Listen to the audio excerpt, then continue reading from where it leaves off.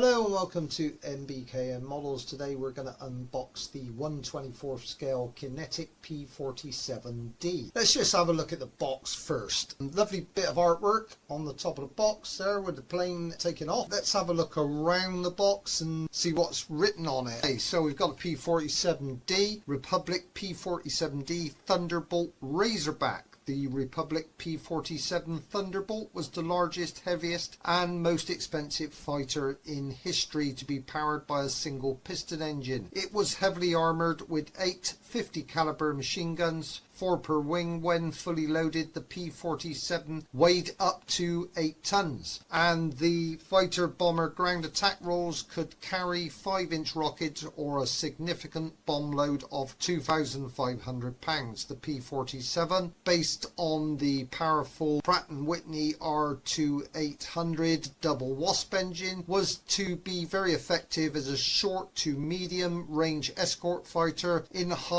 altitude air-to-air combat. When unleashed as a fighter bomber, the P-47 was one of the main United States Army Air Force's fighters of World War II and served with other Allied air forces, France, Britain and Russia. Mexican and Brazilian squadrons fighting alongside the US were equipped with the P-47. The early production of P-47s had a Razorback canopy configuration with a tail fuselage spine behind the pilot. So lots more artwork showing you what the aircraft looks like. I think you've got 2 options on your decal. You've got P-47D Mismut decal placement and Squirt 2 decal placement. If you're in the UK, decals, I always called them transfers, but decals seems to be the word nowadays. So just having a look around the box, sorry, letting the camera come into focus there. And it says on here, it's a ready to assemble plastic model kit, contains small parts for modelers age 14 and older. It contains parts for construction of 2 complete models. I think that means about the transfer stroke decals. You can make 2 versions. Parts and cement not included are needed to complete the model. English instructions included. Decal designed by Kit's World. It's a Kinetic model and their website is www.kineticmodel.com. Any more on there? No. We're ready to open the box. Quite a big box. I can't remember where I bought it. It could have been possibly Hannants in the UK, which are on the other side of the country for me, so I bought it by mail order. They've got a very good website. They do, if it was Hannants, I will sing their praises. They do a lot of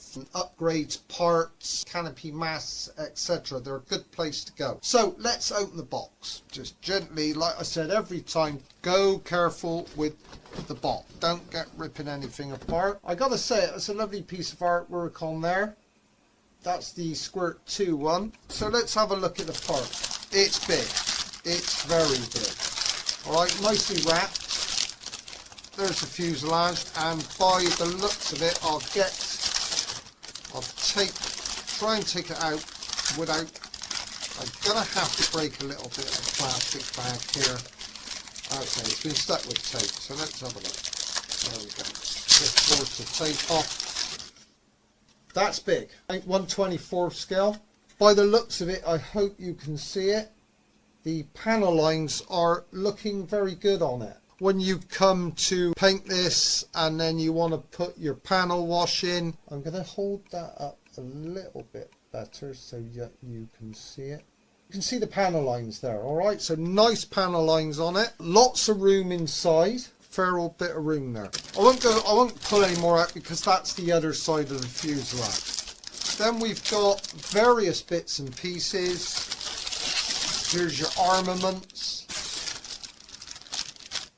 wings. The tailplane is looking very good. There's the panel lines on the tailplane. Plastic is good. I mean, I opened up one kit going back and I could not, it was a large scale model, I couldn't get along with the plastic. It was hard to work with. I had to do not the Revell RC conversion that I did, but it was another model and the plastic was not that good, very difficult to work with. So we've got There's your, I don't know what that is. I'll know what it is when I build it. Okay, because this is going to be my next plastic kit build. More parts, lovely detail for inside there. I think that could be, there's cockpit stuff there. So lots of good detail on a large scale. There's your inside your cockpit for your dials and everything else. Yeah, it's good. Yeah, I like it. Here we have a couple of rubber wheels. That's looking very good, I'll say it.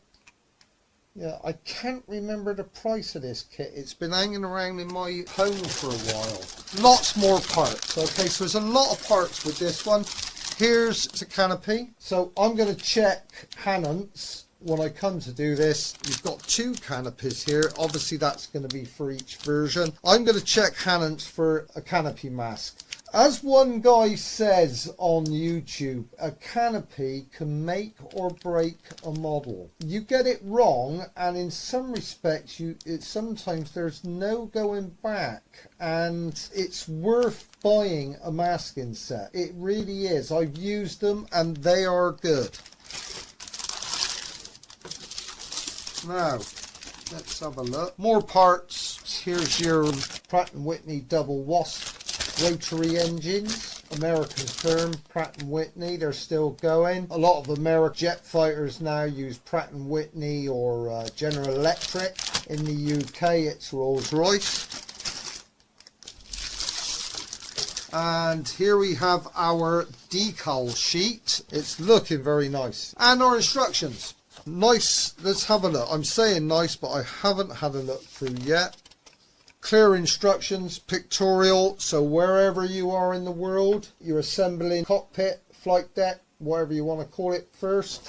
Just having a look through. Nice set of pictorial instructions. Nice bit of detail on these Pratt & Whitney engines. And then you're assembling your fuselage, etc. and then your wings. So it's pictorial instructions. Little bit on here. It says the Republic P-47 Thunderbolt was the largest, heaviest and most expensive fighter aircraft in history to be powered by a single piston engine. I read that to you just now, so I'm not going through it again. There's a cautionary. Always read the caution. If you're a child, you're going to need an adult with you, literally, to use knives and things and glues. Lots of pictorial things here telling you do's and don'ts when you build your model. That'll be corresponding with the instructions. On the back, here we have this colour scheme. This is in black and white. It'll tell you, yeah, there you go. It says French blue, different colours. Maybe it looks like the same colour for all versions, but it's looking very good. It's a large model, like I said, 1/24th scale. I'll just get this back out again. For those of you out there who are advanced modelers, you're going to be doing a lot of work on the cockpit. There's a lot of parts there and a lot of work on the Pratt & Whitney engines. There's a lot of detail on them, which is good, and it'll be a very enjoyable build. Just having a look inside again. Not much to look at inside. I think it's a great worthy model. I'm going to attempt now to get it all back in the box that I took it out of, because I'm not going to be starting on it yet. I'm saying September. I mean, it's August now. It's still holiday time. Please don't forget to like, share and subscribe to my channel. The more subscriptions I get, it makes it better for me. I can build and buy more models. I can do more reviews. Thanks for all the likes on the drone video I did. I bought another drone, a very small one. I'm waiting for it to get shipped from China. I use drones, my drone I've got here, to film models, places of interest. I'm going to be going for another flight in September, which I may take the drone, but I'm going to be flying that day with the foamy that I unboxed. I don't know. I've got to get some flying practice in for the channel, because I want to fly Gillo's conversion that I built. That's sat on the workbench waiting at the moment. Just trying to get all this back in. I hope I will. I may not do. I don't know. Probably not. It's probably going to have to sit in its box trying to pack stuff. I don't want to break anything. So what I'm going to do is do the time-honoured method, is trying to put the lid here, the one bit into the lid. I'm going to... What are we on now? We're on sort of like mid-August, aren't we? So I'm going to try and get this started by the end of August, early September. And I'll make videos as I go through it and see how I get along. I mean, it's a great model. I think what I'm going to do with it when it's done is hang it from the ceiling. It's very large scale. I've got limited space here for putting models out on, I don't know, shelves and things like that. So what I'm going to do is probably hang this from the ceiling, which will look quite cool in my living room. Or maybe in the hallway, I don't know. Thanks for watching, thanks for listening, and until next time, please don't forget to like and subscribe.